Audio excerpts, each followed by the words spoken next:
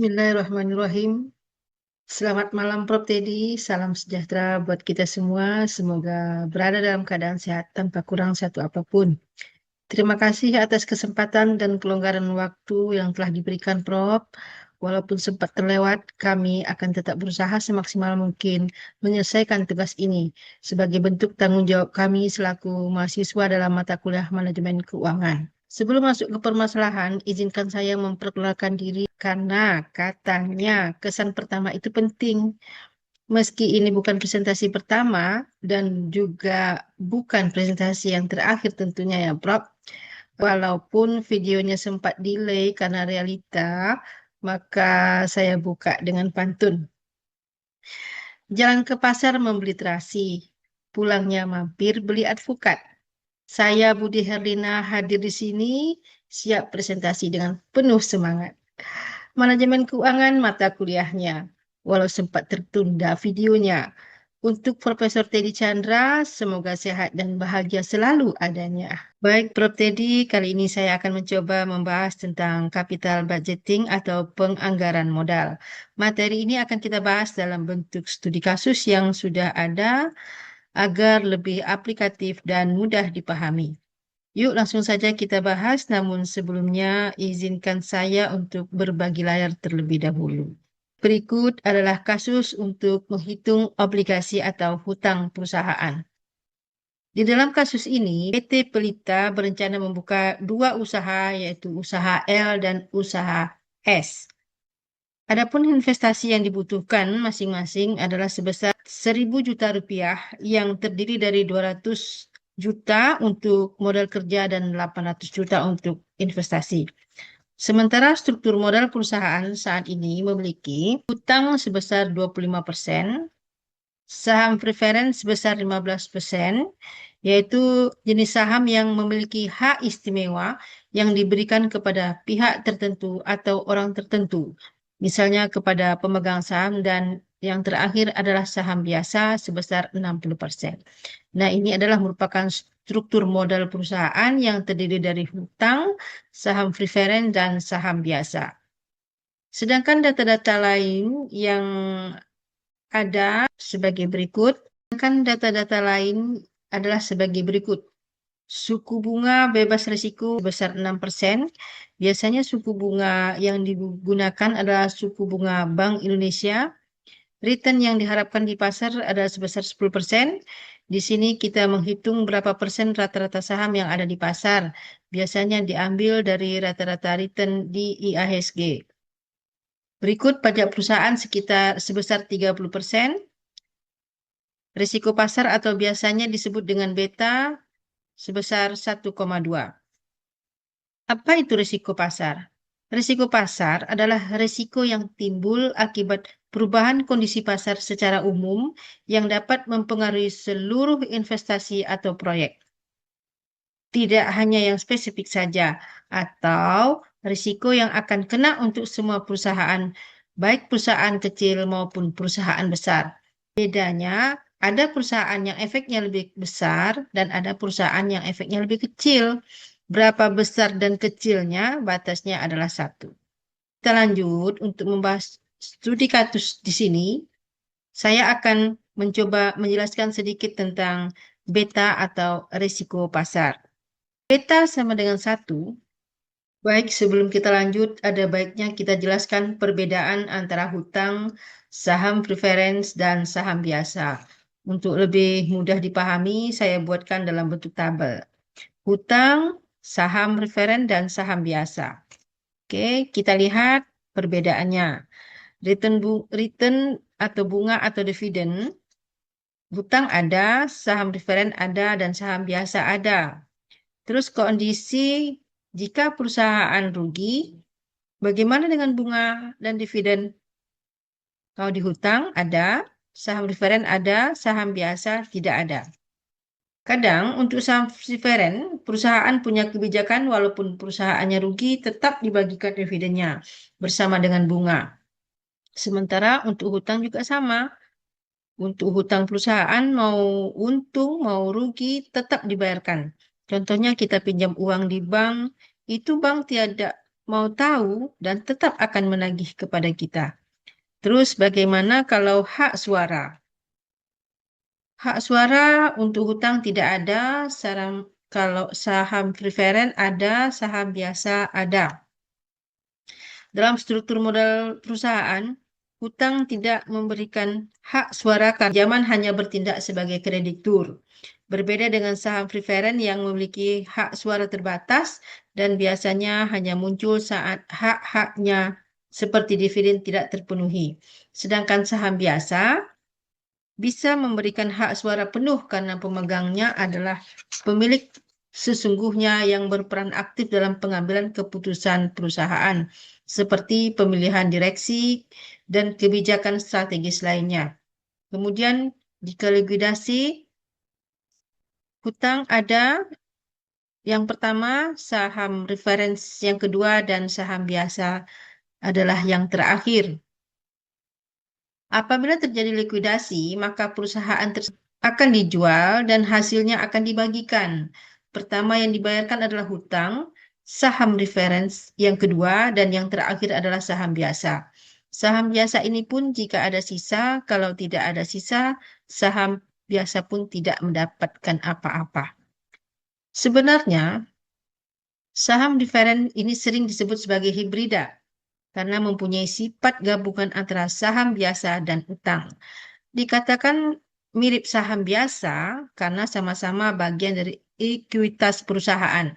Bisa memperoleh dividen atau meskipun tetap bukan berubah-ubah seperti saham biasa dan kadang bisa dikonversi menjadi saham biasa.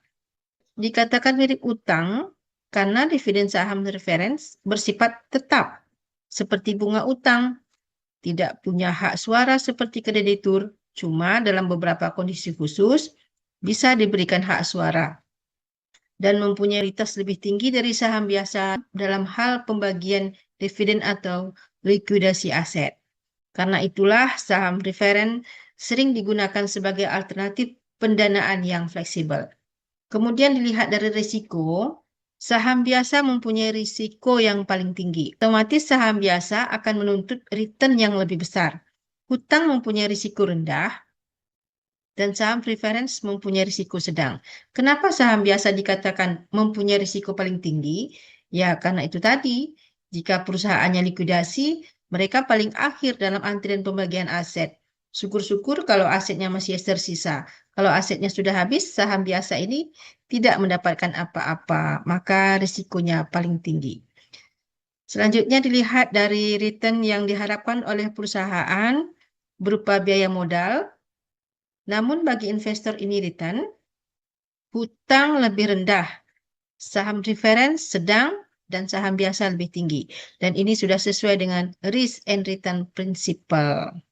Kita lanjut kembali ke studi kasus di awal. Yang diberikan adalah sebesar Rp125 dan biaya emisi saham sebesar 2%. Laba ditahan. Perusahaan yang bisa dimanfaatkan untuk mendanai investasi adalah sebesar Rp300 juta dan sisanya dipenuhi dengan menerbitkan saham baru. Biaya emisi saham sebesar 2%. Ini adalah dua cash inflow usaha L dan usaha S. Di sini ada 20%, 60%, 20%, dan seterusnya. Ini adalah kondisi karena kita kan tidak tahu ya ke depannya kondisinya akan membaik atau memburuk. Seperti yang kita lihat sekarang adalah contohnya seperti harga emas. Harga emas akan membaik apabila kondisi tidak stabil atau perang atau lain sebagainya. Tapi apabila terjadi gencatan senjata, harga emas akan turun drastis. Semua tergantung dari kebijakan dari luar dan kita tidak bisa memprediksinya. Makanya sering dilakukan ramalan melalui opsi, misalnya 20% ini adalah kondisi pesimis, 60% disebut dengan kondisi moderat atau realistis atau normal, dan ada lagi namanya kondisi optimis sebesar 20%. Totalnya harus 100%. Di usaha L, pada kondisi pesimis dapat 150, pada kondisi moderat dapat 200, dan di saat kondisi optimis dapat 250. Begitu juga dengan usaha S. Usaha S itu di kondisi pesimis dapat 400, di kondisi moderat dapat 500, dan di kondisi optimis dapat 600. Begitu seterusnya. Pertanyaannya, saudara diminta untuk menghitung apakah usaha L tersebut layak dijalankan oleh perusahaan atau usaha S. Gunakan analisa dengan payback discount factor, NPV, IRR, dan MIRR, crossover, dan analisa risiko. Bagaimana kemungkinan untuk dilakukan portofolio? Jelaskan analisanya. Kira-kira seperti inilah kasus yang akan kita bahas. Oke, langsung saja kita masuk ke Excel. Ini adalah data-data yang diperoleh dari kasus yang kita jelaskan di atas tadi.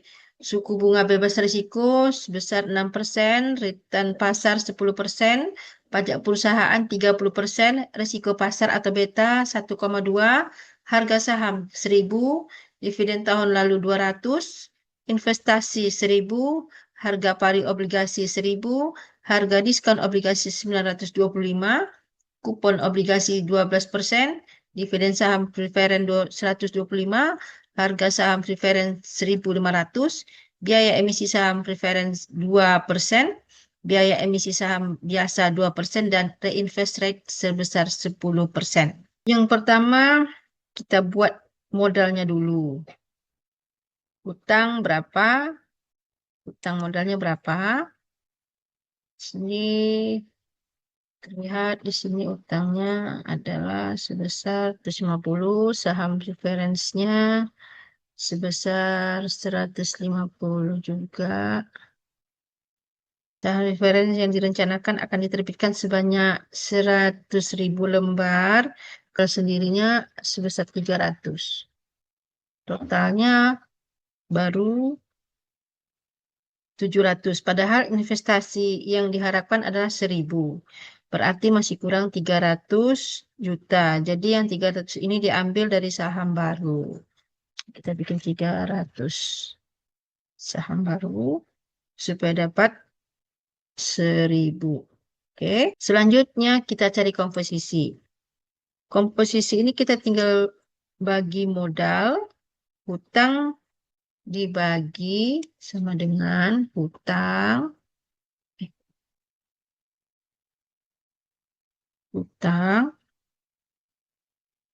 dibagi dengan total. Oke.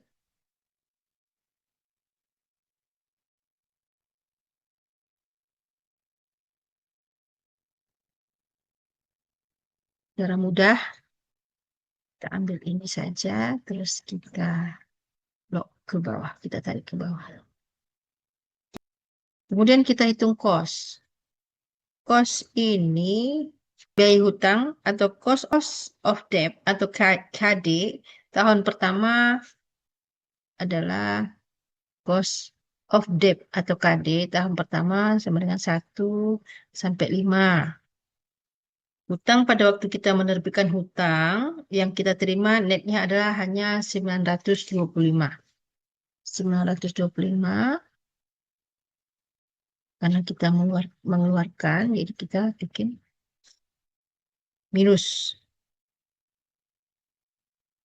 Ini didapatkan dari 1.000 dikurangi 75 tadi, jadi di sini kita dapat nilai, yaitu merupakan investasi awal atau pengeluaran kas awal yang dilakukan oleh perusahaan dan diberi tanda negatif menunjukkan arus kas keluar.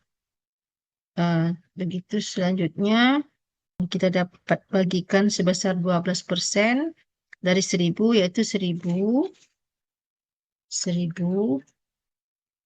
kali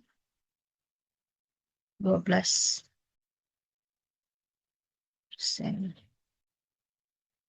Dapat 120. Terus kita bikin satu daun kedua, daun ketiga, daun keempat, daun kelima,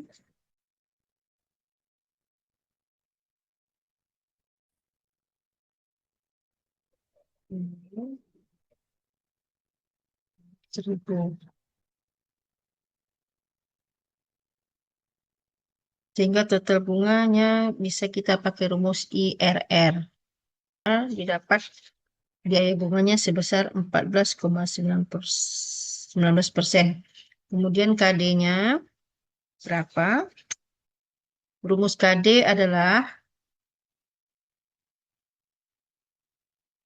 sama dengan interest biaya bunga kali 1 kurang tax atau pajak. KD berarti sama dengan 9 kali 1 kurang pajak. Pajak tadi sekitar 30, berarti 0,3.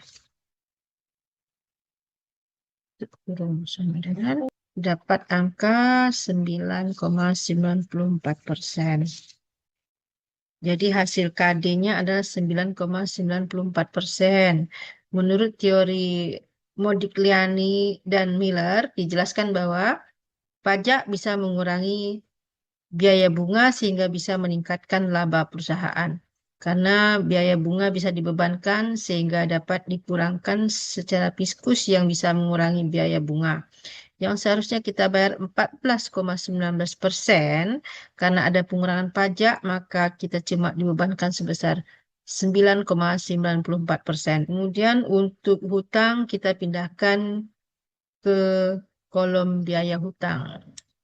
Lanjut ke saham preference. Bisa kita hitung berapa dividennya? Dividen saham preference adalah sebesar 125. Kita bagi berapa harga saham preferen, yaitu 1.500.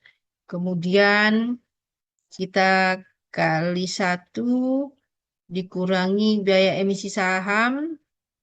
Saham preferen itu sebesar 2%. Biaya emisi saham preferen sebesar 2%. Sehingga rumusnya adalah dividen sahamnya sebesar 25 dibagi buka kurung saham referen kali buka kurung lagi 1 dikurang biaya emisi saham. Oke. Angkanya berarti 8,50%. Hasilnya ada 85,50. Kemudian berikutnya adalah modal sendiri. Modal sendiri ini KS atau KE, yaitu cost of equity, ada 2 rumus. Ada 2 rumus yang digunakan. Yang pertama, dividend discount model atau DDM. KS sama dengan D1 per P0 tambah G. KS itu adalah biaya modal sendiri. D1 adalah dividen yang diharapkan diterima tahun depan. P0 harga saham saat ini. Dan G adalah tingkat pertumbuhan dividen setiap tahun atau growth. Di sini data G-nya tidak ada karena growth-nya tidak ada. Oke. Terus kita ada lagi rumus yang kedua, yaitu yang dikenal dengan Capital Asset Pricing Model atau CAMP. KS sama dengan risk free return ditambah dengan market return kurang risk free return kali dengan beta. Itu disebut dengan market risk premium. Terus di sini dijelaskan risk free return-nya ada 6%. Oke, 6%. Terus return market-nya, return pasarnya ada 10%. Betanya ada 1,2, risiko pasar. Jadi kita pakai rumus yang kedua saja. sehingga menjadi suku bunga bebas ditambah dengan return pasar dikurangi suku bunga bebas risiko dikalikan dengan risiko pasar sama dengan suku bunga bebas risiko ditambah kurung return pasar dikurang suku bunga bebas risiko tutup kurung dikali dengan risiko pasar. Oke, sama dengan dapat hasilnya 10,80%. Oke. Kemudian kita lanjut ke saham baru. Biaya modal sendiri kita dapat angka 10,80%. Tapi kalau kita ingin menerbitkan saham baru, kita tidak akan bisa dapat 10,8%, pasti biayanya lebih dari ini. Intinya, biaya modal dari saham baru lebih tinggi dari biaya modal sendiri yang sudah ada, karena ada biaya atau flotation cost di mana perusahaan menerbitkan saham baru, mereka harus mengeluarkan biaya tambahan seperti biaya audit laporan keuangan, biaya konsultan, biaya administrasi, dan lain sebagainya, yang disebut dengan biaya emisi saham, berkisar antara 1-2%, yang mengurangi jumlah dana yang diterima perusahaan dari penjualan saham. Cara menghitungnya adalah modal sendiri di 300, ya kan? Bagi buka kurung 1 kurang ya emisi saham biasa ya. Nah, 2% tutup kurung plus dapat angka 11,2%. Lalu kita cari lagi cost of capital atau COC yang biasa dikenal dengan biaya modal. Caranya tinggal dikalikan saja antara komposisi dan cost. Maka dapatlah hasilnya. Itu G dikali dengan ini 2,48. Kita ambil cara mudah.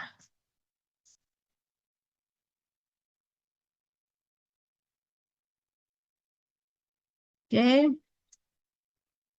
Sehingga kita dapat menemukan angka Weighted Average Cost of Capital atau WACC sebesar 10,31%. Itu total dari COC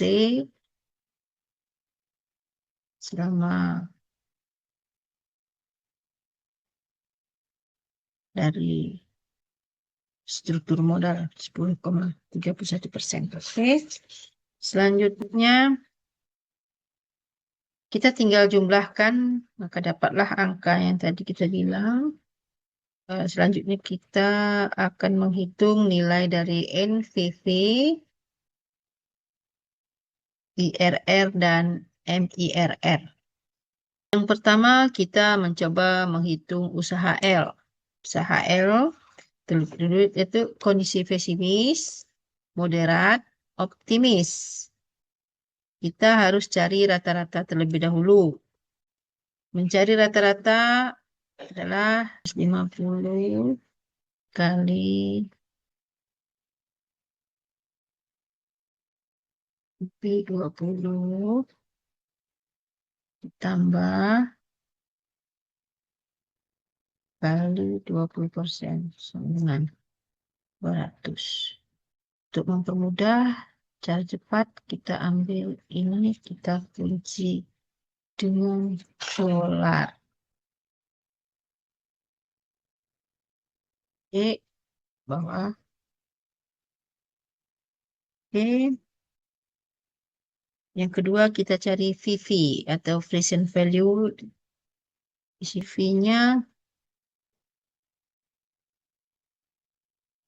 rumusnya adalah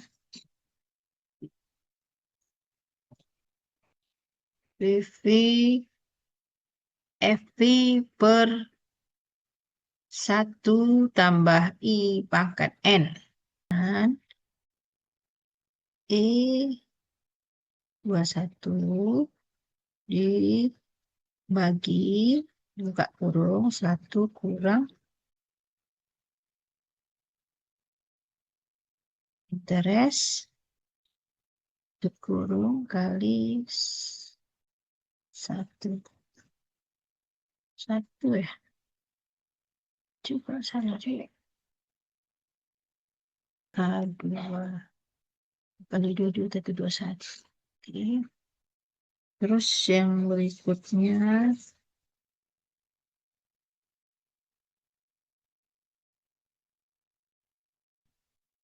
kita cari ke bawah. Terus kita ke bawah.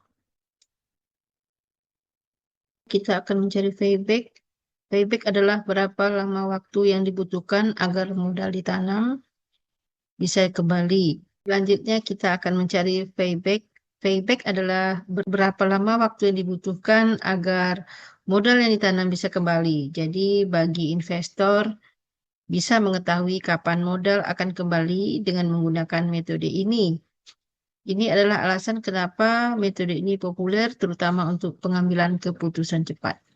Rumusnya adalah rata-rata ya, dikurangi tahun pertama 200, hasilnya 800. Dikurangi lagi, berarti di sini sama dengan minus ini yang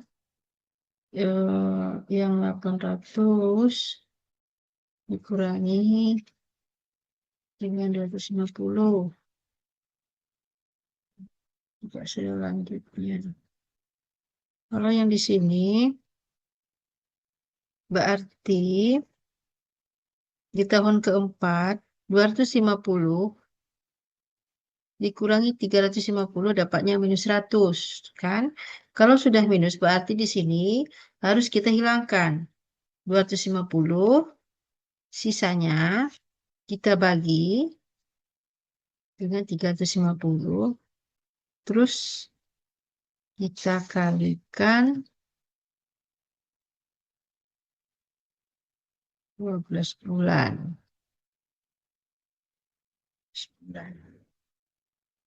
Ya dapat 8 bulan. 8 bulan ini berarti 0,57. Ini berapa hari? Jadi untuk mencari ini, sekarang kita ambil 8,7 ini dikurang 8 dikali dengan 30 hari sama dengan 17,14. Maka dapatlah 17 hari, 17,14 hari. Berarti payback periodnya dapat 3 tahun, 8 bulan, 18 hari. Payback ini ada 2, tidak memperhitungkan nilai waktu uang atau time value of money. Dan yang kedua, tidak memperhitungkan nilai sisa setelah balik modal. Yang pertama itu tidak memperhitungkan nilai waktu uang. Misalnya uang 1 juta hari ini lebih berharga dari uang 1 juta di tahun depan. Tapi dalam metode ini menganggap nilainya sama. Kemudian tidak memperhitungkan nilai sisa balik modal karena hanya fokus sampai uang kembali dan tidak cocok untuk proyek jangka panjang. Kita bahas kelemahan yang pertama. Tidak memperhitungkan nilai waktu dari uang. Dalam metode ini 250 yang sekarang 250 yang sekarang sama nilainya dengan 250 yang akan datang. Jelas ini tidak fair.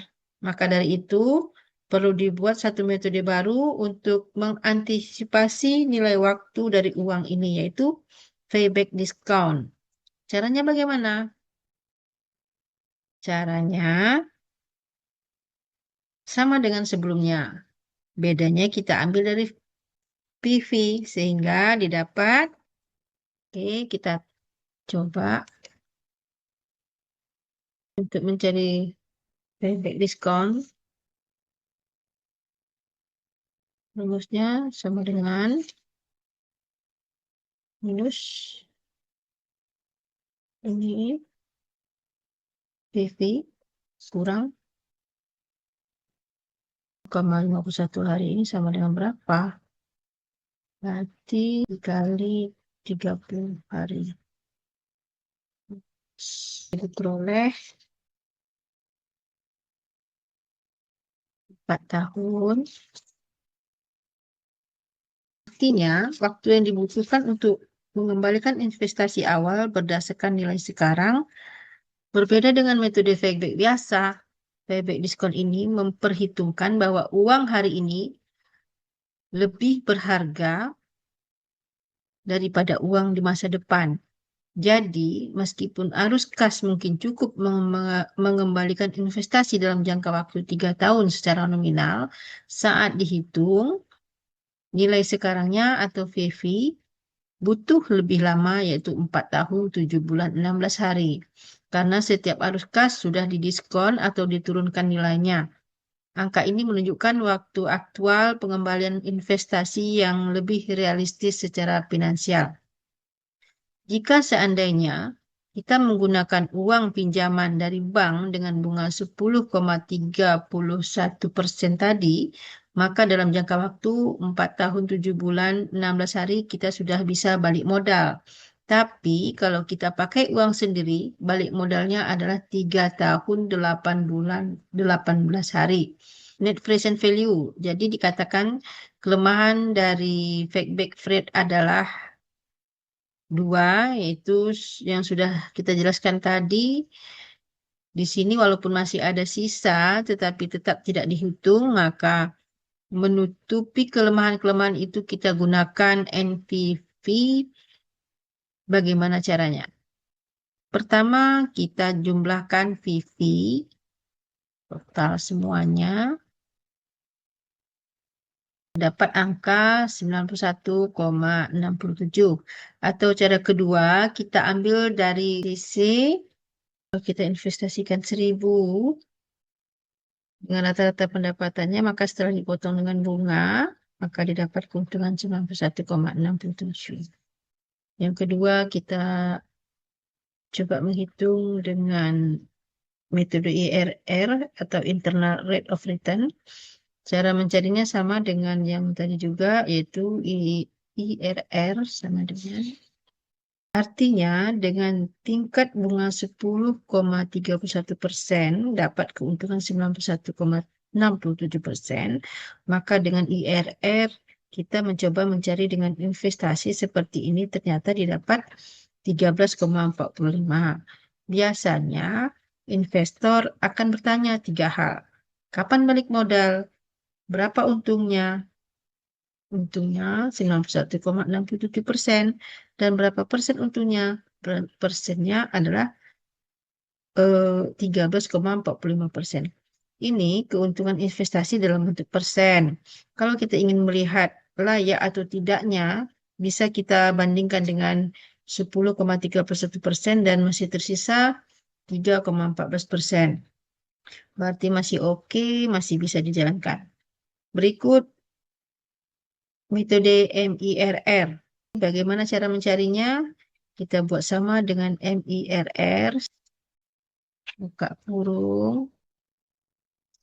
D22 bagi buka kurung 1 ditambah CC itu kurung pangkat 2 buka kurung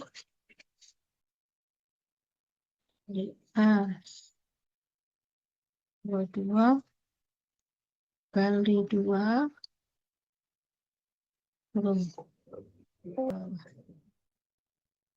Terus kita total.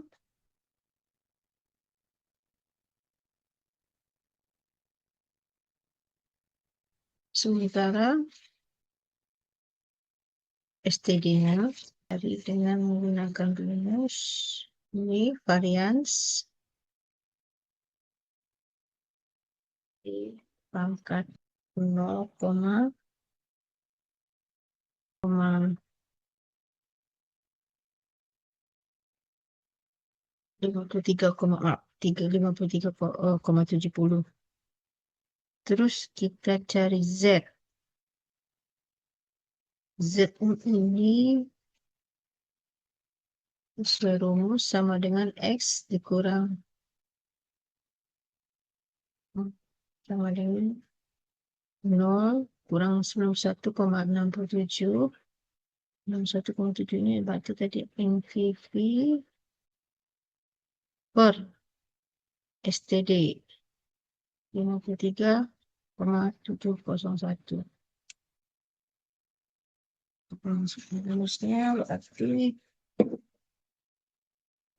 itu kurung ini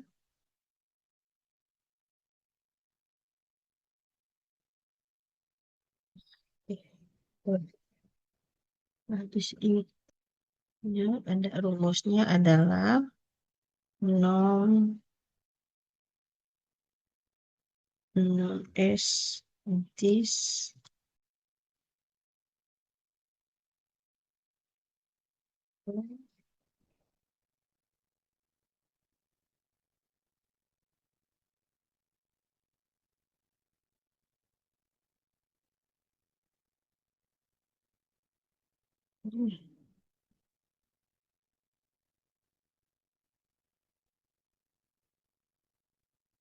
ya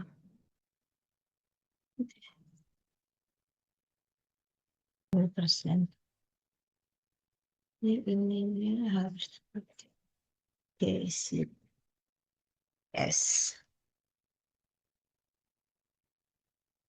Karena pada kasus yang akan kita bahas ini ada usaha L dan usaha S, maka kebetulan di usaha S ini sudah kita isi sesuai dengan cara kita mencari di usaha L tadi.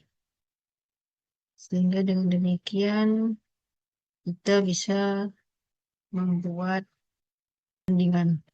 Kita akan membuat perbandingan yang manakah usaha L kah atau usaha S kah yang layak dilakukan. Dari usaha L, nah ini dari rata-rata kita pindahkan ke usaha S juga.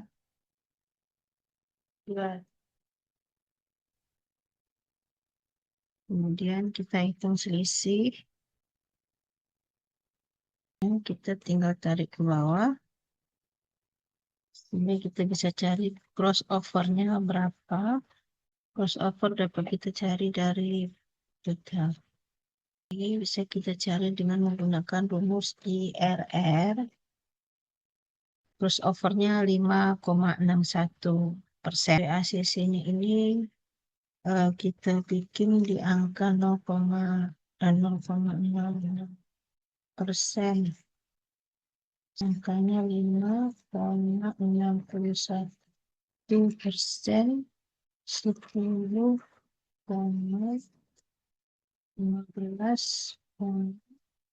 NPV di usaha L ini adalah sama dengan NPV buka kurung F48.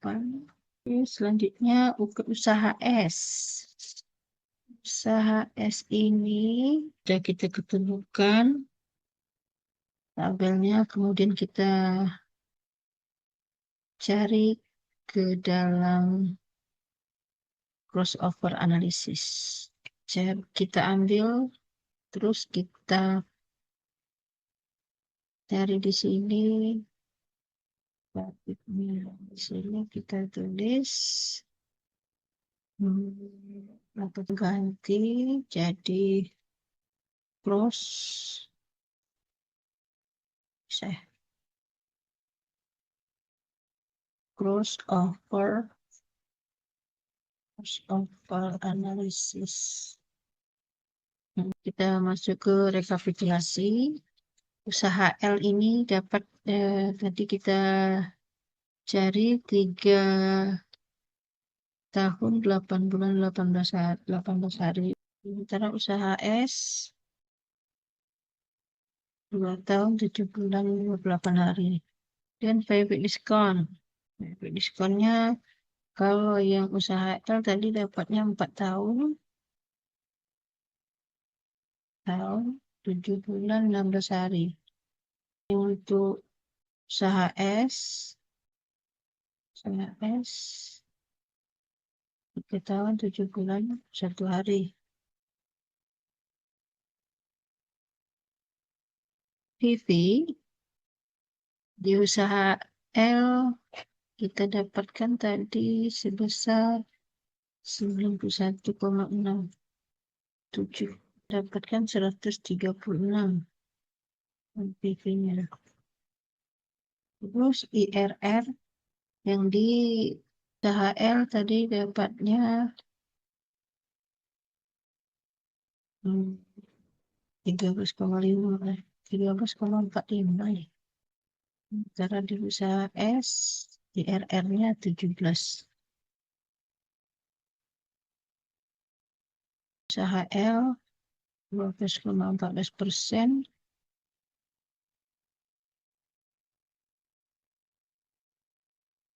Dan di usaha S 12,99%.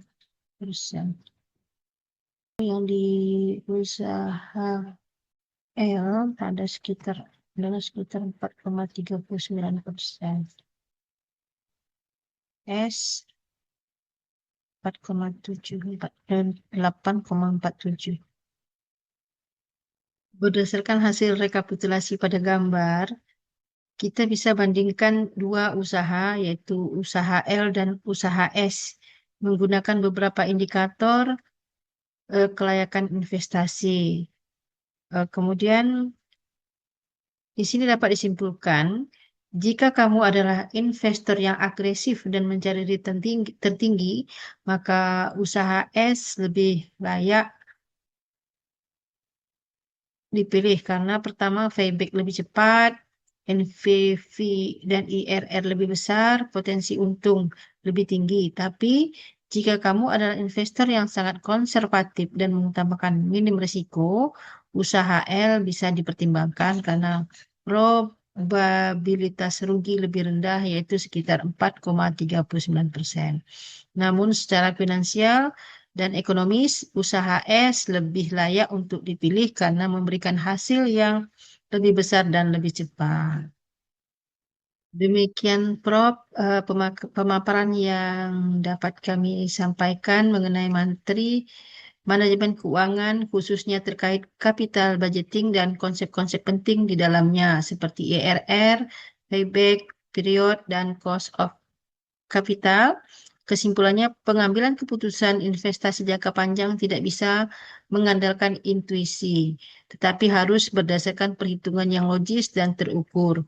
Metode seperti IRR dan payback period membantu kita menilai kelayakan proyek secara objektif, serta memastikan bahwa dana yang ditanamkan dapat memberikan hasil yang optimal dan risiko yang terukur. Kami ucapkan terima kasih yang sebesar-besarnya kepada Prof. Teddy atas kesempatan dan waktunya. Semoga materi ini bermanfaat dan mohon maaf apabila ada kekurangan dalam penyampaian. Akhir kata sebagai penutup, izinkan kami menyampaikan pantun. Pergi ke pasar membeli kain batik. Jangan lupa mampir beli buah mangga. Pilih usaha, jangan asal pilih yang cantik, tapi pilihlah yang untungnya lebih banyak dan nyata. Sekian, dan kami akhiri dengan ucapan terima kasih.